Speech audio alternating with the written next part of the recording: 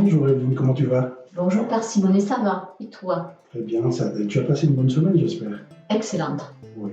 Toujours prêt à écouter les lectures de ce temps de l'Avent? Prête? Je m'en réjouis. Évangile de Jésus-Christ selon saint Jean.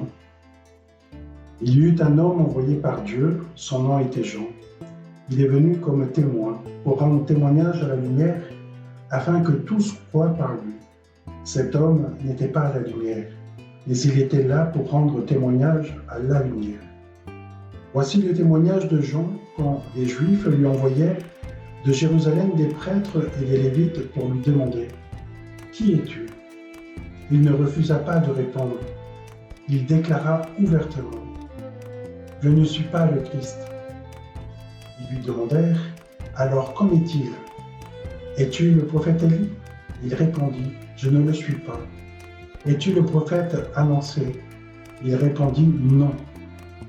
Alors ils lui dirent « Qui es-tu » Il faut que nous donnions une réponse à ceux qui nous ont envoyés. Que dis-tu sur toi-même ? Il répondit « Je suis la voix de celui qui crie dans le désert. Redressez le chemin du Seigneur, comme a dit le prophète Isaïe. » Or, ils avaient été envoyés de la part des pharisiens. Ils lui posèrent encore cette question. « Pourquoi donc baptises-tu si tu n'es pas ni le Christ, ni Élie, ni le prophète ?» Jean leur dit « Moi je baptise dans l'eau, mais au milieu de vous se tient celui que vous ne connaissez pas. C'est lui qui vient derrière moi, et je ne suis pas digne de délier la courroie de sa sandale. » Cela s'est passé à Béthanie, de l'autre côté du Jourdain, à l'endroit où Jean baptise. Que tu aimerais me faire partager? Une voix qui crie dans le désert, elle est venue se personnifier en la personne de Saint Jean le Baptiste.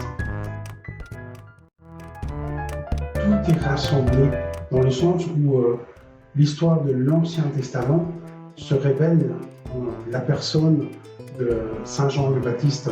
Cette voix-là qui crie dans le désert est maintenant un visage concret qui vient justement balayer ces routes-là pour préparer le chemin du Messie qui arrive. Moi, ça m'avait fait penser à la messe, tout simplement. Ah oui. Le peuple chrétien sont appelés à se rassembler. Il y a un appel de Dieu, la liturgie d'entrée, et en deuxième lieu, nous avons l'appel par la parole. Donc la liturgie de la parole. Dieu parle à ses enfants. Préparé par la parole, comment recevoir l'Eucharistie, à la communion, à la liturgie de l'Eucharistie.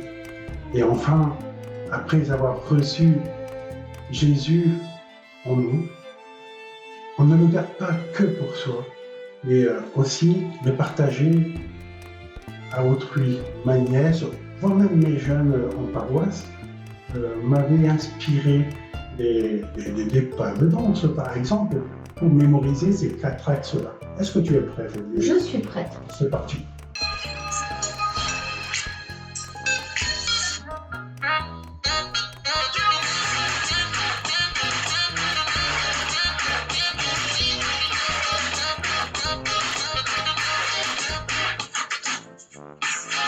Une, deux, voilà.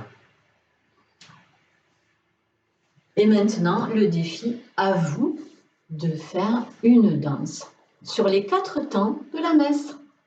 Au revoir, à la semaine prochaine!